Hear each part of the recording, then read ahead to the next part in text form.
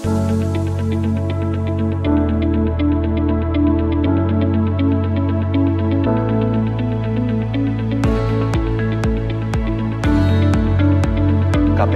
menyarankan kepada para pemerintah daerah untuk menggunakan peta zona nilai tanah sebagai sumber acuan nilai tanah dalam menentukan besaran PBB dan BPHTB.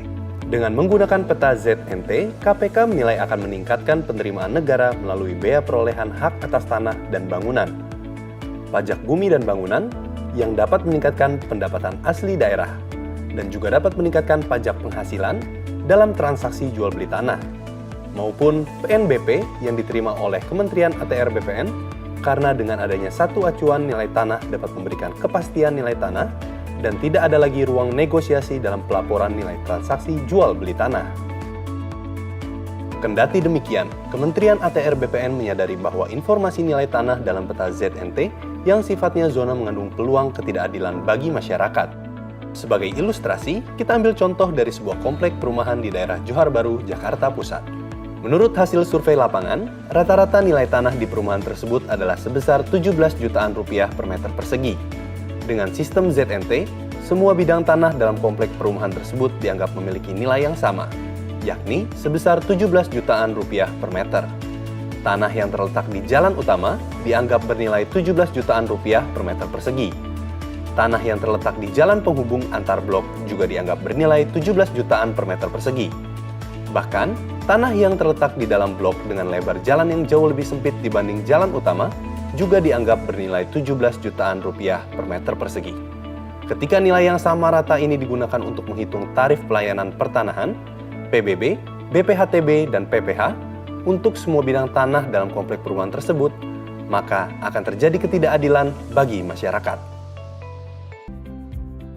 Untuk menjawab masalah ini, Kementerian ATR BPN mengembangkan sebuah aplikasi bernama Pentabit, yang merupakan hasil kerjasama antara Kementerian ATR BPN dengan Japan International Cooperation Agency, atau disingkat JICA. Pentabit adalah aplikasi untuk pemetaan nilai tanah secara massal berbasis bidang tanah, yang menghasilkan nilai tanah yang unik untuk masing-masing bidang tanah berdasarkan keunikan karakteristik bidang per bidang tanah. Sebagai ilustrasi, kita kembali mengambil contoh dari sebuah komplek perumahan di daerah Johar Baru, Jakarta Pusat, yang sudah kita bahas sebelumnya. Dengan Pentabit, nilai tanah di jalan utama komplek perumahan akan cenderung lebih tinggi. Misalnya, pada contoh ini, nilainya 20 jutaan per meter persegi. Selanjutnya, di dalam komplek perumahan yang sama, nilai tanah pada jalan penghubung antar blok di dalam komplek cenderung lebih rendah dari bidang tanah pada jalan utama. Pada contoh ini, nilai tanahnya 15 jutaan per meter persegi. Selanjutnya, masih di dalam komplek perumahan yang sama, nilai tanah di dalam blok perumahan yang jalannya relatif lebih sempit akan cenderung lebih rendah. Pada contoh ini, nilai tanahnya 13 jutaan per meter persegi. Dengan informasi nilai tanah yang mirip dengan keadaan lapangan, maka dapat ditentukan tarif pelayanan pertanahan, PBB, BPHTB, dan PPH yang berkeadilan. Pemilik tanah dengan nilai yang lebih tinggi akan membayar tarif pelayanan pertanahan, PBB, BPHTB, dan PPH yang lebih tinggi. Dan begitu juga sebaliknya. Faktor-faktor penentu nilai tanah digunakan sebagai variabel prediksi dalam memperkirakan nilai tanah. Variabel prediksi dalam aplikasi Pentabit antara lain terkait informasi jaringan jalan, informasi jenis zonasi tata ruang, informasi fasilitas sosial dan umum, serta informasi resiko bencana. Bisa juga ditambahkan variabel-variabel prediksi lain yang bisa bervariasi antar kabupaten atau kota.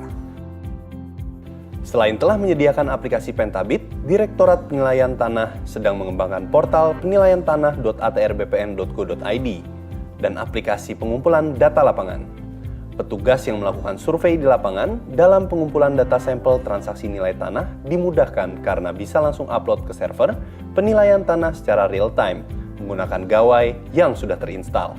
Demikian juga data peta nilai tanah akan bisa diakses melalui portal penilaian tanah.atrbpn.go.id. Selain dapat meningkatkan penerimaan negara melalui penentuan besaran tarif pelayanan pertanahan, besaran PBB, besaran BPHTB, dan besaran PPH, Pentabit juga memudahkan dalam penyusunan dokumen perencanaan pengadaan tanah dengan menyediakan acuan perkiraan awal nilai tanah yang akurat.